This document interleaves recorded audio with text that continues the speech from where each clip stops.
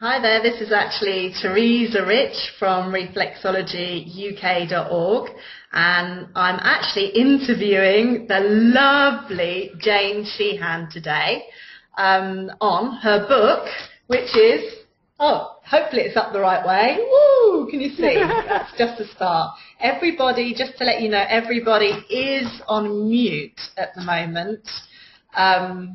And I will be speaking, taking the odd people off mute. So you can ask Jane loads and loads of different questions. Okay, so let's just see how everyone is going. Brilliant, brilliant, brilliant. So everyone's, right, so just a few basic things for people. Just so I can see that you can see the screen, I just want to check that you can actually all see Jane and me on the webinar.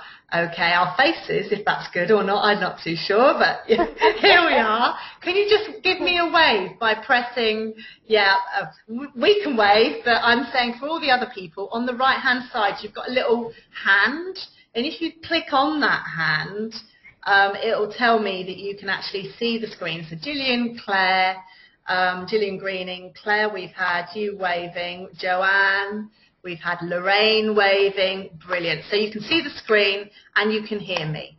Fantastic. Right, good. The next thing is there is a question box. Some of you will get it on some of your machines and some of you won't. But there's a question box. Put a question in to type physically a question. So would anyone like to say hello to me and Jane? Unfortunately, I only get the question, which I'll pass on to Jane. But if anyone wants to type in a question, that would show me that you know what I'm talking about before I go straight into the interview. 'Cause no point in me talking to myself, really. So would anyone like to see where their question box is and just type something? No one's typing anything yet, but I've got loads of hands up, which is great. But I just want someone to put in a question on the question box. Can anyone do that? No? Okay, all right then. So what I'll be doing is, brilliant, super. Right, good day to you. Karen Baldwin says, hello, says Hanya. Gillian Greening, listening at the moment, is doing a massage later on. That's absolutely fine. Bring everyone on board. Dawn says hello, so you all understand where your question box is. Fantastic, so we don't lose you. But like I said, you can all see the PowerPoint presentation, which says Solstry foot reading. Can you just say yes or no to that before I move on? Yeah, brilliant. And Agota says hello as well. Right, so we'll move on. Fantastic. So first of all, I'd like to thank everybody for coming on the presentation and having Jane as well here with us to tell us about the book here. If some of you would have done courses with Jane and some of you not, hang on, let me get my webcam here. Jane, I was very, very privileged to go on one of Jane's courses way, way back and actually be taught the basics in actually foot reading. And I thought, if I'm an ITEC tutor, I need to know what I'm talking about, not just all the clinical things. So Jane has kindly come on board to answer any questions any of you guys have got. So it's not a formal interview, it's a very relaxed sort of thing. That's what you wanted, Jane, didn't you? Which was superb. I'd rather tell you what you want to know rather than just stand here and pontificate and tell you a load of stuff that you weren't really interested in or you knew already. So I'd rather know what you want to know from me, like, what is foot reading, how did you get into it, tell me about this verruca on my foot, whatever it is you want to know, I'm ready to do it. Okay, superb. So can I start off, Jane, with asking you some silly questions, and then we can get a bit more serious, and then ask some serious from all the different people that are on here. Is that okay? Yeah? Yeah, fine, darling. Okay, super. Right, so my first thing was, I think I asked you yesterday, can you describe yourself as a colour? Do you know, I said spontaneously yesterday, I'm bright orange because I'm fun-loving, I love creativity, I love making things.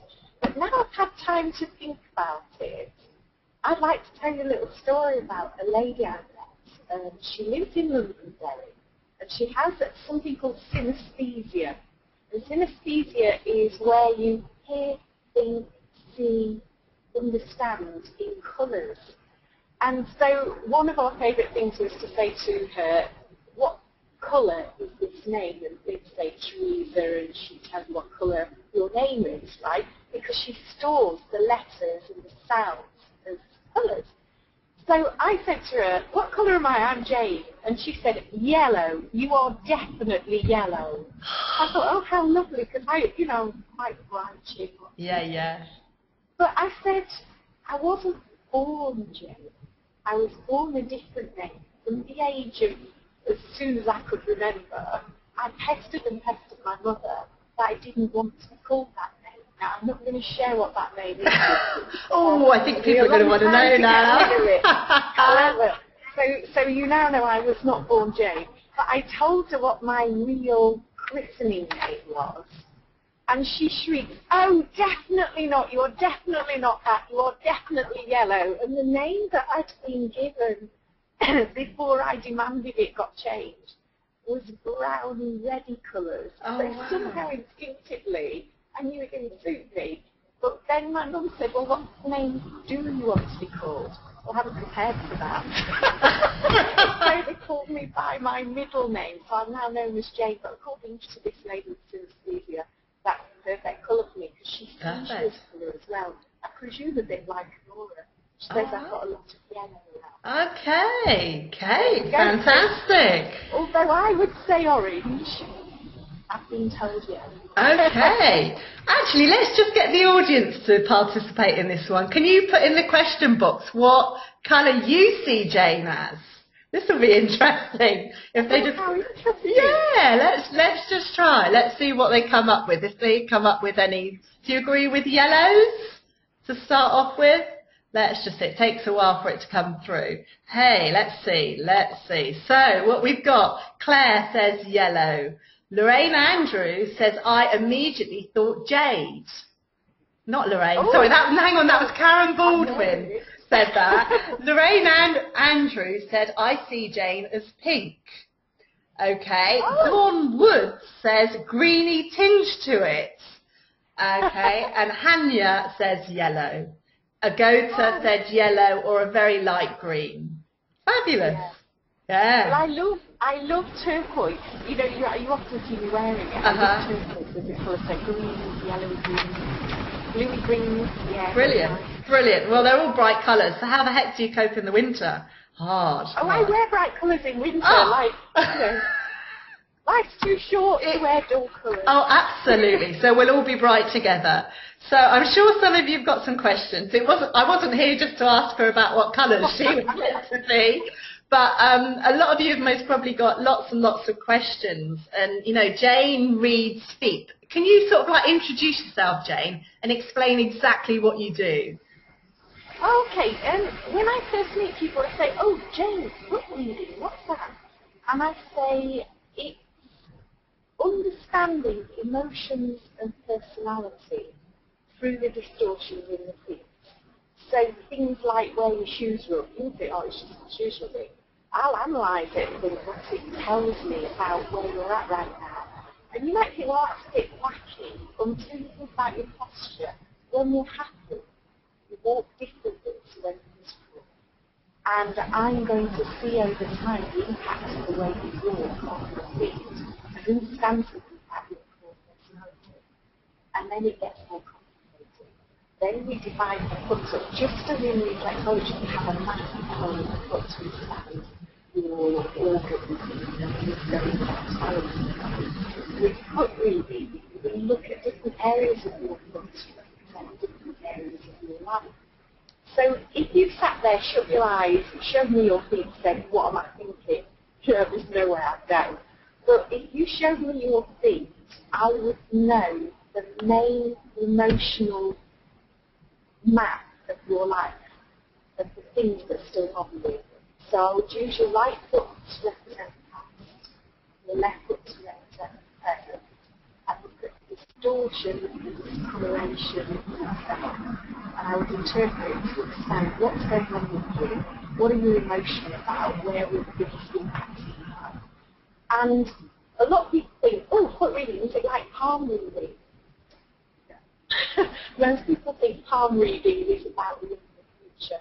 I really don't do that. And I'm not really interested in doing that. Because in all my years, no one ever told me that when I grow up, I'm going to be a reader. So, you know, would it have been useful to me then to know I was going to be a reader? No, I don't think so. I would have laughed you out of it. I would not have believed you, and I would have thought you'd been on the wacky or something. So I think reflecting someone back at themselves to understand their current emotional landscape gives them the opportunity for change, or to think, hey, I'm pretty cool, I don't like that, I'm quite happy with you like that. Or they'll think, oh, you can see that, maybe it's time to change. So I see myself as a catalyst for change, and a bit like hitting the phone. Most people come into a book room, they think it's an old doing they? But, you know, seriously, they don't come thinking, wow, she's going to tell me great things. They're going to come along with being cynical and thinking, this is the load of rubbish, I'll go over there with the book. And then, wham, I'm accurate, I tell them exactly what I've seen, and we go away in a different space. How did she know all that? It gives a picture of change.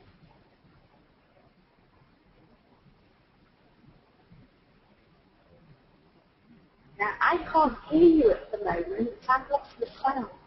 Sorry, I just unmuted myself because of the feedback. So what I was going to say, fantastic. Just to say, I'm going to open up the lines to get some questions. Right, the first question that's come through from Dawn Woods is, would you link big toenail infection with migraine? Which one affects the other? That's the question. Do you know, it's a very complicated answer, because immediately you say big toe. For me, emotionally, big toe's about thoughts, feelings, core beliefs, ideas. The minute you say fungal infection, I've got several hats on now. I'm thinking, why have you got a fungal infection? How does the pathogen get in? Something has changed in your makeup, your physical makeup, to allow that pathogen to enter. So first of all, I rule out the physical. Now physically, for you to get a fungal infection in the nail, often the digestion has gone wonky. So, yes, there is often a link to migraines through food sensitivities or through problems with digestion. So definitely yes, but that's not really what you're asking me. You're thinking from a book reading perspective, is there a link? Yes. A book reading or a fungal infection is an external influence, interfering, trying to change your mind and your mood. They're insidious, they're trying to take over, they are hard to get rid of, and wish they would just look out. No, that isn't enough to give you a migraine. Fabulous, fabulous. Got the line's a bit fadey, but anyway, there we go. We've got you on the line, so it's fantastic. Great. So I'm going to unmute one person, Gillian. I'm going to unmute you. Hi, Gillian. Hello, Teresa. Hello. Have you got any questions for Jane? No, it's very interesting. I've got the book and just had a brief look through it. So, are you planning on doing any courses down in Dorset? Yes, I just actually cancelled one in Somerset, and I never normally cancel them, but it was just wrong timing. I clashed with the Goddess Festival in Glastonbury. So my next workshop anywhere near you, I've got a list here. I'll see if I can change the slide to show you. Hey. Can you see there, 20th and 21st of September, I'm in Cornwall, which I know is not Dorset, but it's way down south, as far south as you can get. I'm going to Lostwithiel. And 27th and 28th of September, I'm in Falfield near Bristol, which is probably, I would guess, about an hour and a half from the centre of Dorset. So that may be an option for you. I don't think nowhere else near you later that week. But the other option for you to have is if you get a gang of 8 people together, I'm willing to come to school. Okay, cool. Jane, Yeah, can you let me know how much do you normally charge for a workshop? How does it work? Oh, it's different in different places because the cost of being there. Okay. But if I'm working with someone who wants to get a group together, how I work it is I have a flat fee per person per day. Right. Which is usually about £120 for the weekend per person. Wow, that's really good. That's not much. And then the organiser adds on top of that cost of hall hire, lunch, refreshment. Yes, yes. The time, because you can imagine a lot of organising. Yeah, absolutely, absolutely. So that's how I tend to operate, and then I pay for my own expenses out of the flat. Right. Okay, does that sort of like help, Gillian? Yes, Teresa, thank you. Any plans to run one then? I'll have to have words with Jane because I'm sure I'm going to get a load of people asking me afterwards, but I will talk to you, I'm sure. Okay, that's great. Thanks for that, Gillian. Okay, so I'm going to go on to any other questions from people. I'm just going to make a note here, Dorset. Yeah, Bournemouth. Yeah.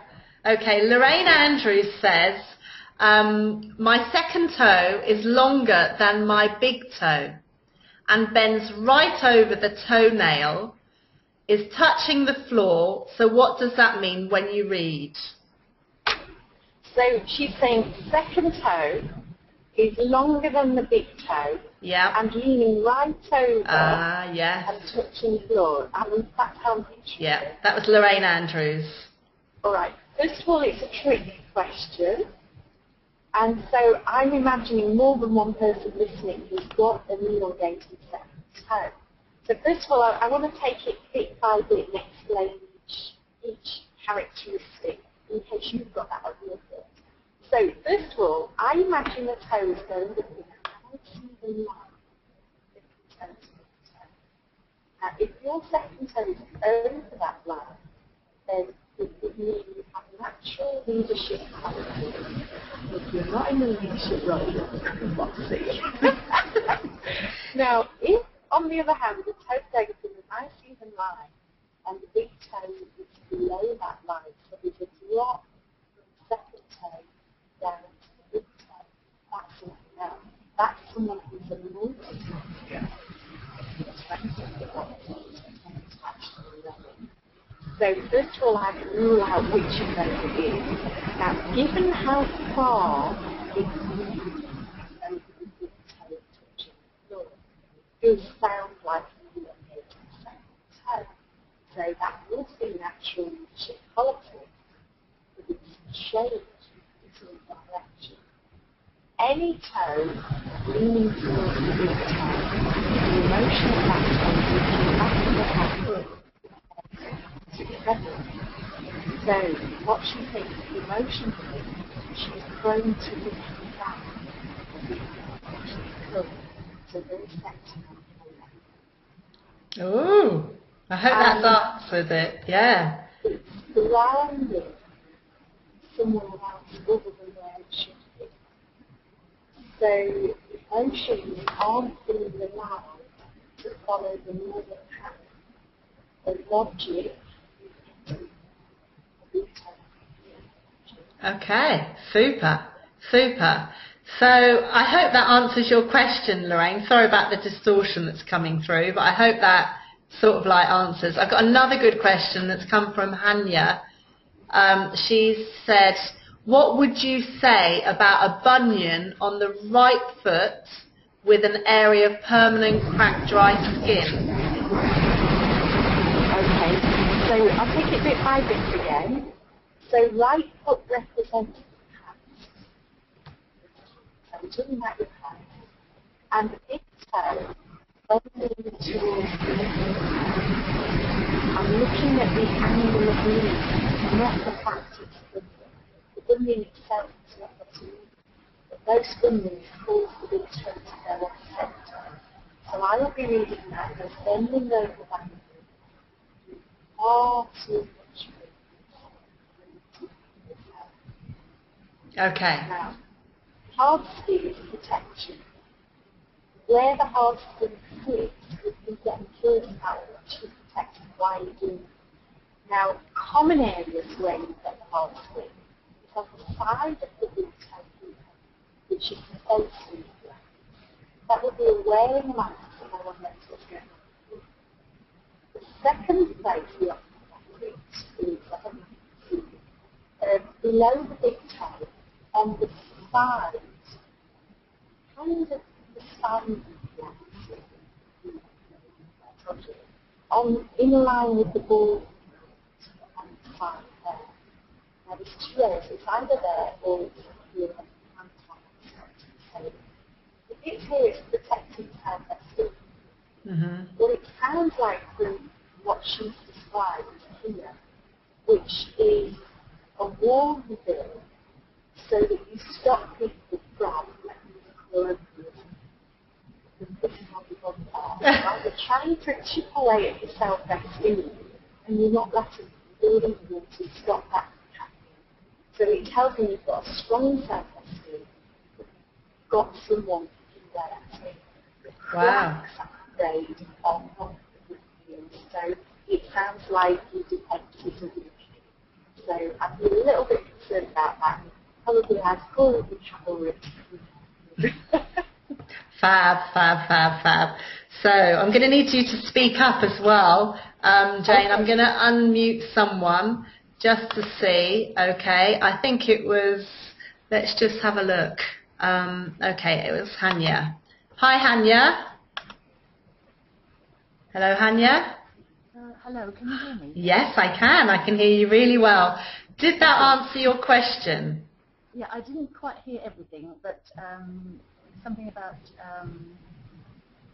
strong self-esteem, but feeling attacked. Is that right? Did I get that right? And protecting myself. That sounds right to me. Does that sound right to you, Jane? I can barely hear, but if you're saying protecting your self-esteem to stop someone else chipping onto it, then yes, that's what I meant. Yeah, because I couldn't quite hear everything, but yeah, I thought that was it. Yeah, thank you, that's very fabulous. helpful. You're welcome. I'm just going to mute you just in case of feedback. Okay, so let's see. I'll see if Agota has got any questions. Hi, Agota. Hello, Agota. No. Okay, I'll go on to the next person. Claire. Hi, Claire. You can speak to me if you wish. We've got some shy people here. Shy. Okay. No, sorry. No, she hasn't got any questions. Okay. That's fine. Okay, I've got another question for you. All right. When was your best light bulb moment, knowing that this was what you really wanted to do? Oh, do you know, I never chose to be a book reader. You know how you set off on your happy life, you think you've got plans, you think you know what you're going to be doing, and then life takes over. Well, that's what happened with me. I did not choose to be a book reader. Once upon a time, I was working for an avionics design engineer, and my friend called me and said, "Look, I'm having some reflexology for my birthday." I didn't know what it was, and I wouldn't have gone if you told me. I would have it. I was that sort of person. Sorry, but I was. And so I went along, booking her in for a session. And when it was her go, they were telling her all about her health. And I was fascinated.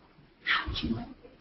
Then it was my turn. As soon as they touched my good hair, and tears streamed down, there's no control over it. Words. When she got to the other foot, it happened all over again. But that tweaked my curiosity. What's going on? What is this reflexology? Where is the connection with emotion? So I then went and studied at the Children's School of Reflexology, and I'm absolutely fascinated and was working on anyone and everyone's foot who let me, even before I ever finished my exam. So I've already got my reflexology business up and running before after the exam. I still wanted to know what was that. So I kept looking and I came across English, who's did 5,000 toe shapes. We came up with a toe alphabet, which I memorised, and I started using on anyone and everyone who'd let me. And it got out of hand. People were saying, "Here, Jane, come to our party." I'd get a cup before I get a glass in my hand. And then Helena at the playground asked me if I would do a fundraiser for the playground. So I rock up with the scuffs to serve tea and coffee. And they went, "No, that's your staff over there. You're going to do it for free." I said, "No, I'm not." And she said, "Yes, you have to. We've been advertising for ages." So that's what I did. Talk about trial by fire. You know, it's nothing like experience to teach you. So there I am, I'm reading people's speeches, and because they paid for it, they're taking it so much more seriously. So it moved me from just being a party trick to having a therapeutic value. People are acting on what I'm saying, so that let's get sport skills, actually counselling, all manner of other things, coaching, timeline, the different skills that I've made possibly as a result of doing that event. And so one thing led to another, and now, as you see, I'm travelling the world teaching book reading, going on tour in Australia next year. Oh, man. If there was a light bulb moment, it was having that experience of a reflexology treatment and understanding it has a profound impact on emotions, but not understanding why and not knowing the details. And it's that curiosity that is having to make a change. So now I would say I'm pretty much silly. I like have one part of my head thinking, what is that? How does that work? And on the other hand, I'm thinking, that's really interesting. How can I move? And that's pursuing the rest of my career. So you would see me do lots of fellowship. Wow.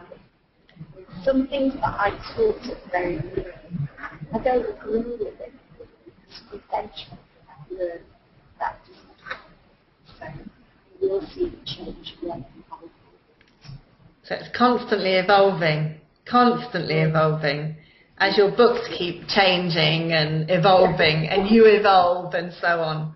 Fantastic. Yeah, well, I had students coming on my workshop, and in their practical workshop, I'd hear them saying things, and I'd go, "Where are you getting that from?" And they said, "Well, you've written it here in your book." Blimey, I better change. How many years ago was that? Oh, well, I wrote Let's Read Off Each first edition in 2005.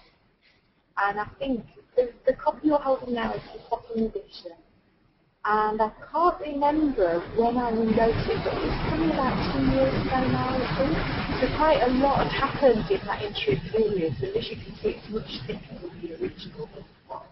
I've got more information. I've got better explanations, because when you teach, you start realising not everyone understands words the same way that you do. No. So when I say to one person, "Oh, you're rebellious," they can take umbrage and think that means swearing and things like that.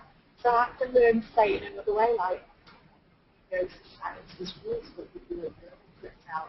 So, you just even the use of language is really important. Yeah.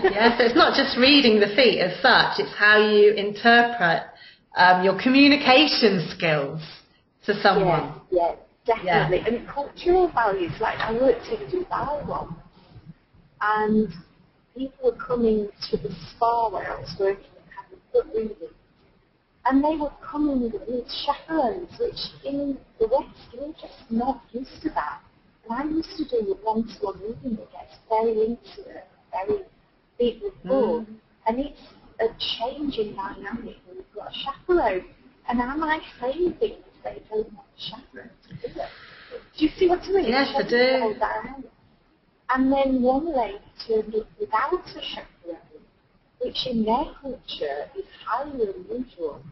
And she was asking me relationship questions, which again, my cultural values about relationships are very different from her cultural values. And so you have to be extra careful about what you say. Yeah. And many times you don't have any. No, that's true. And again, that's a technique in itself, isn't it? Jane. Yeah. That's another technique. Yeah, absolutely. I've got another question here that says, what does smaller toes on the left foot mean? Left foot. Left foot represents present.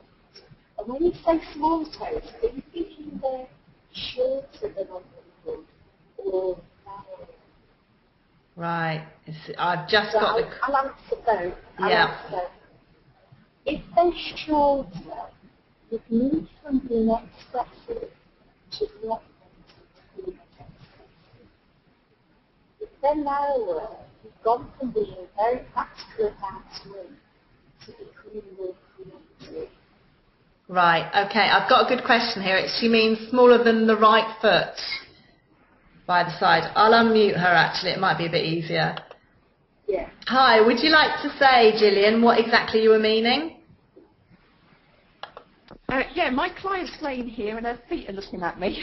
And her feet, they are smaller on her left foot than they are, her toes are longer and actually appear bigger on the right foot, but the left foot, they look quite small and dainty. I just wondered what that meant. So on the right foot, she's shown you that she was very expressive, could talk for England, no subject would have been through with her, she could have told you anything you could tell her. But now she's changing, and she's learning when to say it and when not to say it, hence the next getting shorter. But the daintiness of them is indicating that she's becoming more creative with it. Okay, does that answer your question, Gillian? No, because we couldn't hear it, to be honest. Oh, do you want... Oh, what a shame. Okay, so no, Sorry. can you say it again, if possible, Jane? Yes, I'll try and say it louder. Yeah. I'm leaning really close to the microphone here. The shorterness, well, in the past, your client was very expressive, no subject was taboo with her. She could talk to you about anything, you would talk to her about anything, but now she's changing. Left foot means the present. Now she's changing and she'll be more circumspect. She won't say everything she's thinking now. She'll choose what to say, what not to say. And also, the daintiness that you talk about is that she's becoming more creative now than she was in the past. Fab. Right, was that better, Gillian? Yes, thank you. That's, can I say that? Yeah, you can. She's actually going through a divorce. Oh, So, congratulations!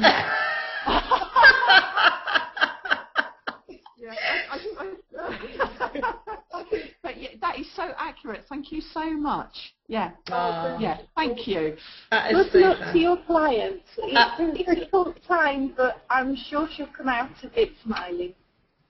She always has done with everything else. Oh, that's wonderful. We've helped someone. We've helped someone. Super. Thank you, Gillian, for that. Does anyone else have any more questions before I go back and ask Jane a few questions?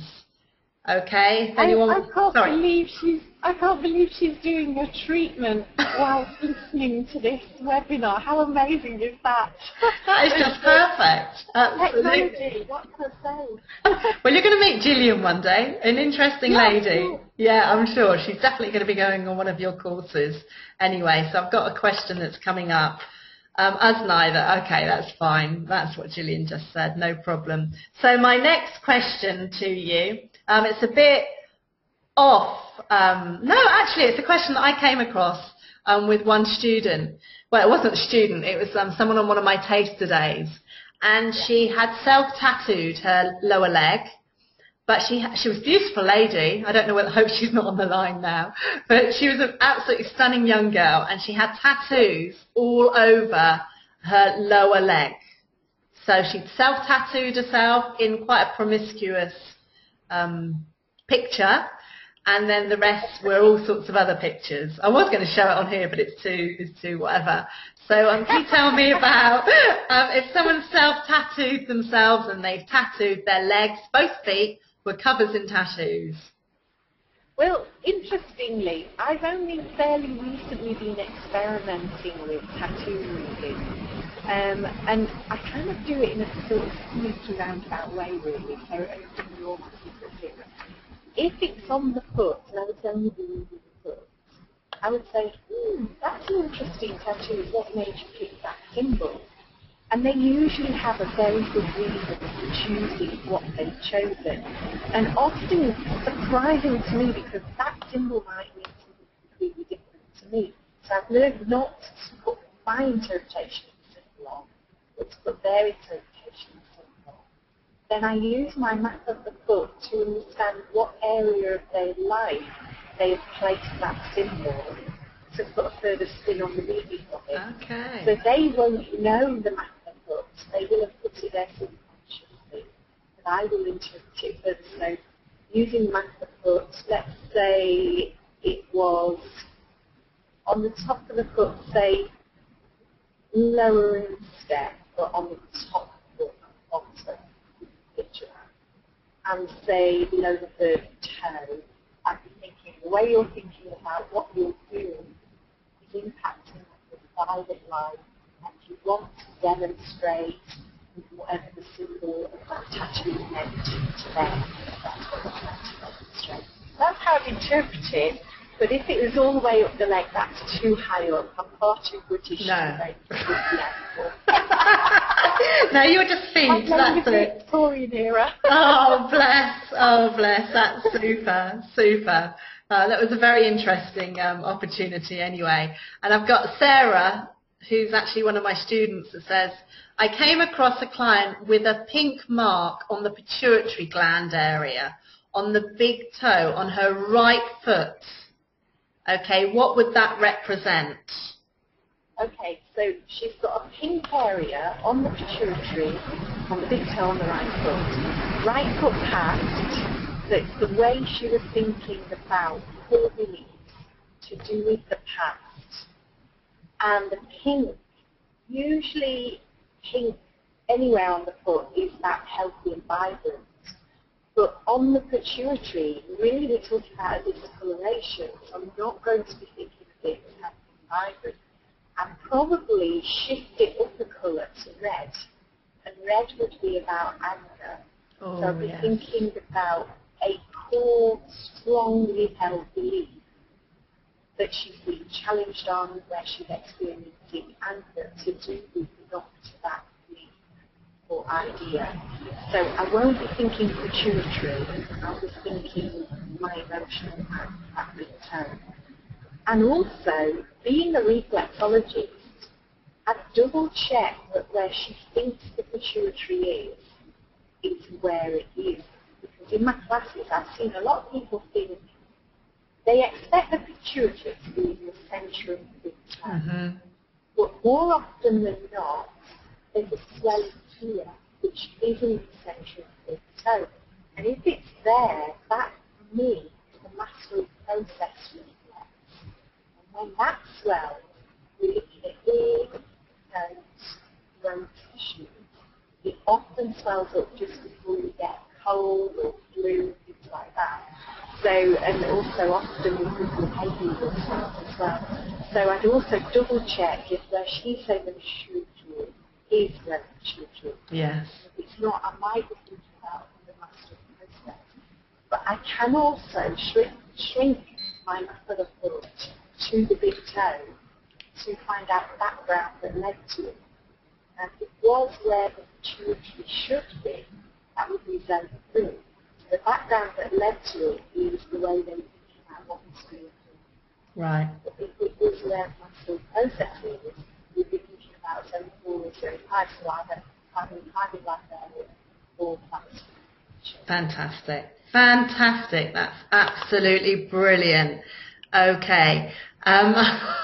Can you cope with one more question before we close? I love it. Bring it on. Oh, that's all right then. Super, super. So I hope that answered your question, Sarah Titman. I've got Karen Baldwin on the line, and she says, can I ask a question, please? A minor sufferer with anxiety and scratches the soles of his feet in the solar plexus area, uses sharp objects to scratch at times. He will not let anyone touch his feet. Can you give any advice to move forward with this treatment? I have suggested hand reflexology, but he also scratches there too. Okay. So we're talking about someone with high anxiety. It is a real shame that they won't accept reflexology because it's been proven to lower cortisol levels in saliva. Therefore, it can reduce the anxiety state trait. So if you could get a different form of reflexology or any touch therapy to him, that would go a long way to help calm him down. It also sounds like CBT might help. Cognitive behavioural therapy is really to go for that, because that would get him to look at behaviours and finding different ways of finding coping strategies. In a foot reading perspective, you've got some juicy information here. Solar plexus is the core energy center. So if anything's going on with the solar plexus, what it's great for more energy. You're talking about finding extreme itching. Itching is obviously a sensitivity in multi-levels, and irritation multi-levels. So you're talking metaphysical irritation, physical sensitivity. So the questions around who is irritated, why are you irritated, and being able to feel more energy expansion. Would be interesting questions to explore with them. If you've not got the counselling skills, I suggest you refer to somebody who has. They could go a long way to using very sharp objects also implies that you want to put that on. This is which is quite her. So it does sound like you just need some extra help. Okay. But CBT might be a good way to go. Any touch therapy that he would allow, facial reflexology, deep head massage, maybe skillful massage, any touch therapy will help reduce anxiety. And also teaching him to self-treat with reflexology might be able to do that when he is not doing it. And that would be another way of reducing that sensation. Superb. Superb. Absolutely superb. Thank you, Karen. I hope that sort of like answers your question. She's actually put, thank you very much. It was really helpful. So thank you for that, Jane.